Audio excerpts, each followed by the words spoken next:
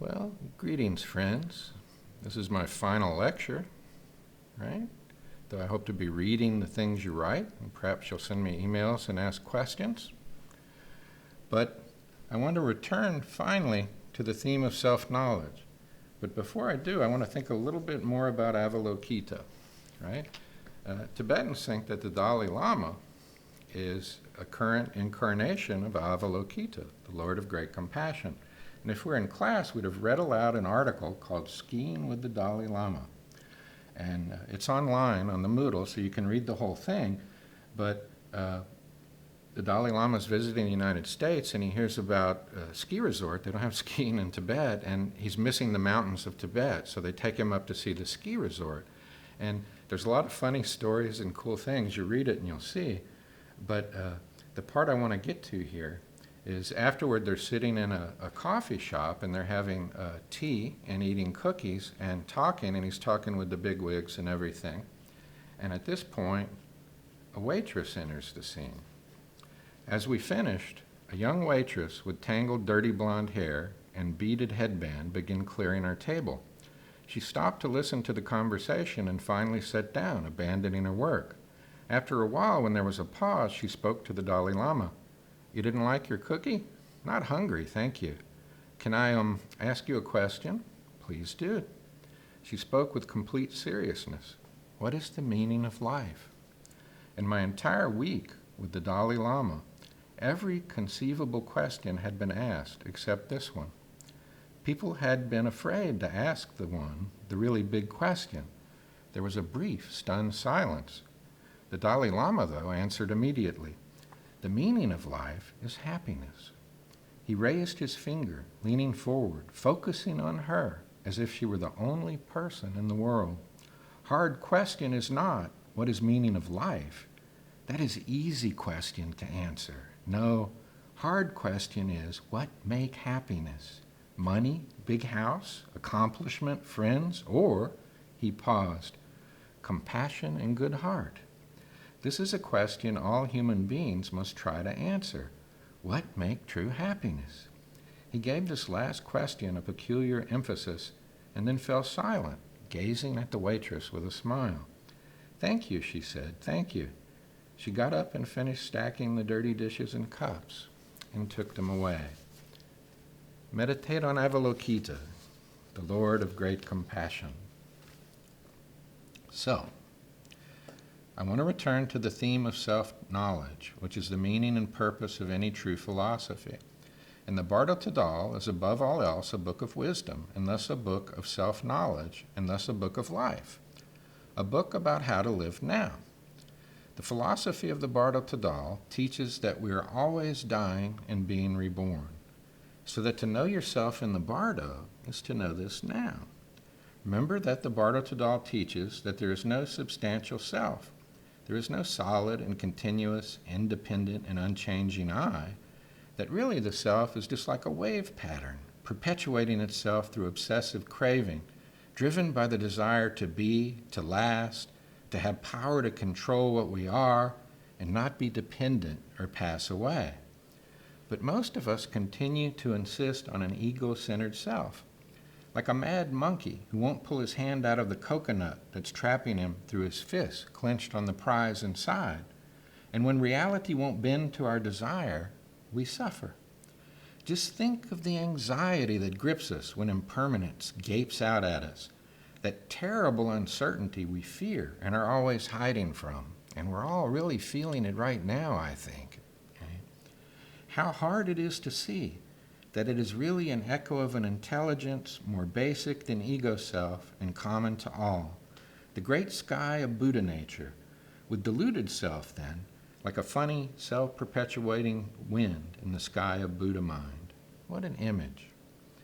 Now to die means that my ego I, my delusional self, my social identity that I confuse my true self with ceases to exist because it changes, alters, as it must. According to this philosophy, that's why we fear death, because it equals the ending of the delusional self I falsely conceive myself to be, when really it's only like a fancy costume I'm wearing. How funny if you thought that the clothes you wore were you, So we imagine ourselves to be continuing unchanged, when in reality what we call self is ending in every moment and then beginning again. Remember that in this philosophy there is no absolute reality beyond or distinct from the world of change and interdependent being, paticca samuppada, right? That reality is a place where the individual arises out of an extremely extensive environment of other individuals. Parents, grandparents, culture, soil, water, stone, mist, and many, many more, and takes its place as one other individual. Once in the world, the individual is constantly and massively conditioned by the extensive environment of other individuals. Its life or career is touched by the others in forceful or negligible ways, but it is nevertheless touched, and in being touched, it is changed and activated. The many other conditionings of its being thus make its being possible, sustain and transform it, and ultimately bring about its non-being. It is nothing apart from its larger world, for it is not just determined by the world, but is also constituted out of the world. However, this is only one side of the picture. The other side is the way in which this individual itself exerts a conditioning influence on the world. What we see is a kind of circularity of conditioning power, where the world conditions the individual who acts, and this action in turn circulates back into the world to change it and motivate it. The motion, however, is simultaneous, and the world is an extremely active place of unimaginable change.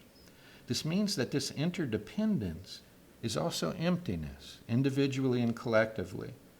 The world as absolute nothingness or emptiness or interdependence eternally and incessantly crystallizes in the form of a bird, a person, a flower, a stone, a cloud, or crystallizes as you. This means that our self is to be grasped as embedded in the matrix or backdrop, and as being a focalization of the backdrop itself in constant dynamic action.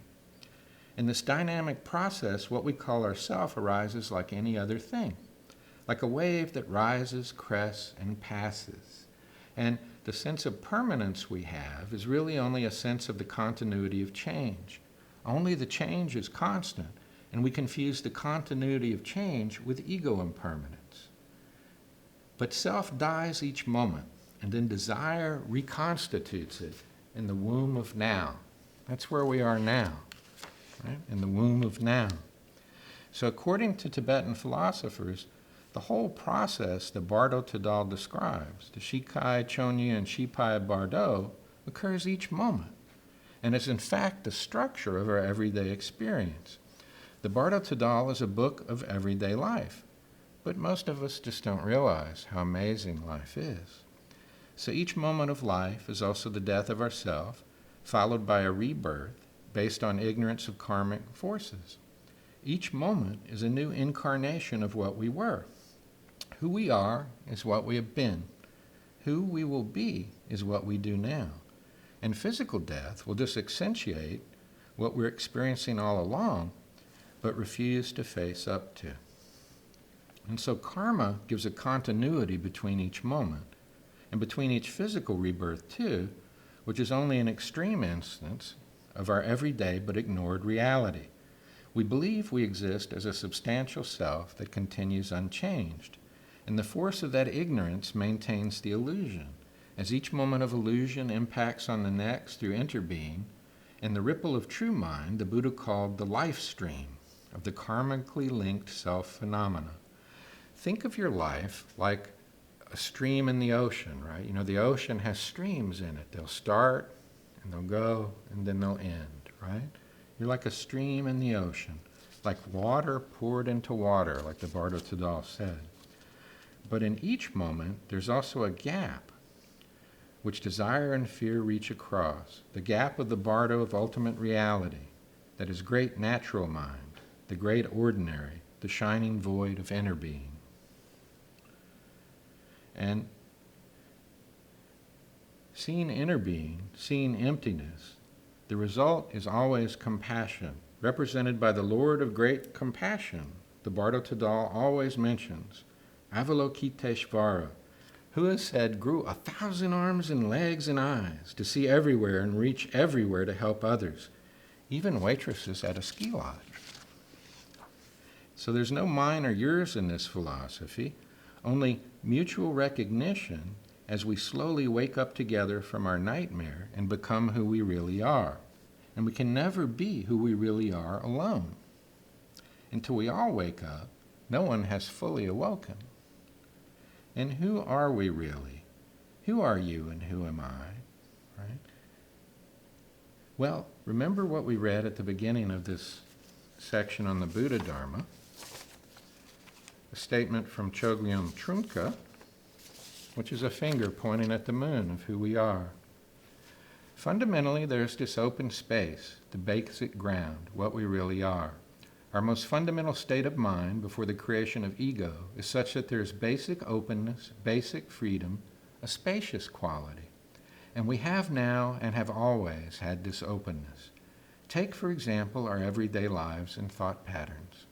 When we see an object, in the first instant, there's a sudden perception which has no logic or conceptualization to it at all.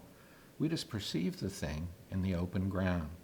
Then immediately we panic and begin to rush about trying to add something to it, either trying to find a name for it or trying to categorize it, or trying to find pigeonholes in which we could locate and categorize it. Gradually things develop from there. But the beginning point is that there is open space belonging to no one. There was always primordial intelligence connected with the space. Vidya, which means intelligence in Sanskrit.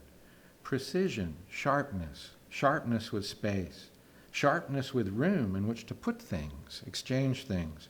It's like a spacious hall where there is room to dance about, where there is no danger of knocking things over or tripping over things, for there is completely open space.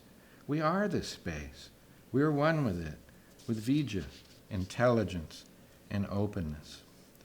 Now, the philosophers of the Buddha Dharma claim that you can pay attention, and as a human being, through reason and discipline, discover this experience of reality for yourself in a truly pragmatic sense.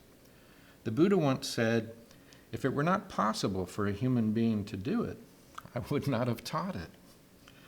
Remember that what the Buddha taught was only what you as a human being can accomplish. Remember also that he said to come and see for yourself and hold as true only what you can see as true for yourself. In Buddhist philosophy, it's always a question of knowing and seeing, and not that of blindly believing. And remember something the Buddha also said in the Kalama Sutra. Do not believe something just because it has been passed along and retold for many generations. Do not believe something merely because it has become a traditional practice. Do not believe something simply because it is well known everywhere. Do not believe something just because it is cited in a text. Do not believe something solely on the grounds of logical reasoning. Do not believe something merely because it accords with your philosophy. Do not believe something because it appeals to common sense. Do not believe something just because you like the idea. Do not believe something because the speaker seems trustworthy. Do not believe something just because you think your teacher says it's so. But when you yourselves directly know these things are bad, these things are blamable, these things are censured by the wise, undertaken and observed, these things lead to harm and ill, abandon them. And when you yourself know these things are good, these things are not blamable, these things are praised by the wise, undertaken and observed, these things lead to benefit and happiness, enter and abide on them. Now, the philosophers of the Buddha Dharma claim that you can pay attention and as a human being, through reason and discipline, discover this experience of reality for yourself in a truly pragmatic sense. The Buddha said, if it were not possible for a human being to do it, I would not have taught it. Remember that what the Buddha taught was only what you as a human being can accomplish. Come and see for yourself, he said. See if you can step beyond the words that are appearance and bewitch us into bland desire and mindless egotism, and discover the great reality that rolls all around us, the great reality that sparkles out at us as we move through the dangerous and beautiful pathways of the Bardo. And now I'd like to thank you for this class. If there are no students, there are no teachers. If there are no teachers, there are no students. That's just inner being. I profoundly regret not being able to see all your faces here, but remember the teachings. Thank you for your kind attention.